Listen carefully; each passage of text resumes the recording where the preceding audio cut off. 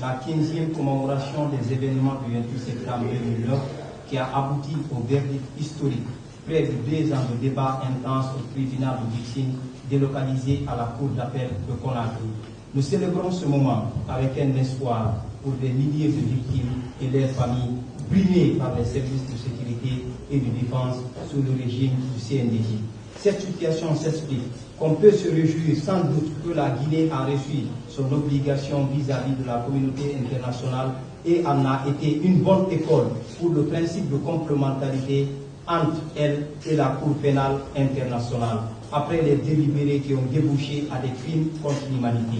À titre purement illustratif, connaissant les cycles de violence qui ont émaillé l'histoire de la Guinée, c'est la première fois que des responsables d'État et des ministres étaient jugés pour des crimes de sang à portée internationale.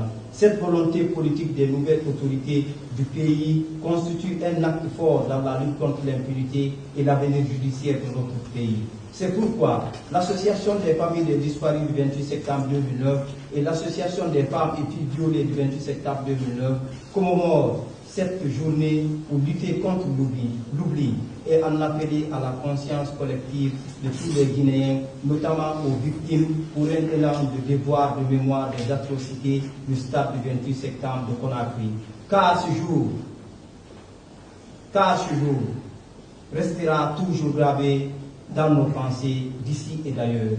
On se souviendra des morts, des femmes violentées, humiliées en pleine journée, d'autres séquestrées, torturées, des pillages, des personnes handicapées à vie, des familles détruites sous séquelles des crimes odieux, sans oublier des dizaines de portiers disparus non identifiés à ce jour malgré le verdict en première instance.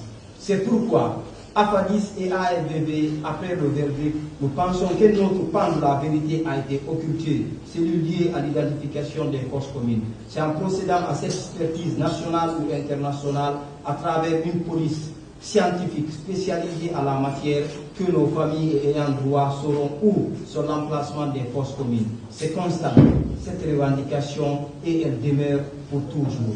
Par conséquent, le récit des témoins et des victimes ont donné des indices pertinents lors du débat au tribunal, mais cela malheureusement n'a fait l'objet d'un transfert judiciaire pour explorer ces lieux.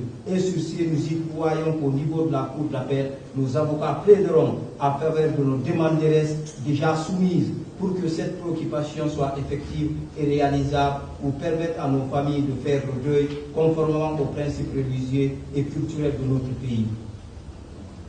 Il est important et lieu de rappeler que les victimes, surtout celles qui ont passé devant le tribunal criminel, sont exposées à tous les risques et menaces à longueur de journée. Force est de reconnaître que ceux qui sont coupables de crimes contre l'humanité sont des responsables militaires, et ce qui naturellement renforce nos inquiétudes d'insécurité pendant l'évasion de l'ancien chef de la junte militaire, le capitaine Moussa Dadis Camara, et ses co-coupables. Le cas de Jean-Claude Pivi en est une illustration parfaite. Évadé le 4 novembre 2023 et arrêté le 17 septembre 2024 au Libéria, puis transféré à Conakry. Tout porte à croire que personne n'est en sécurité. Personne n'est en sécurité.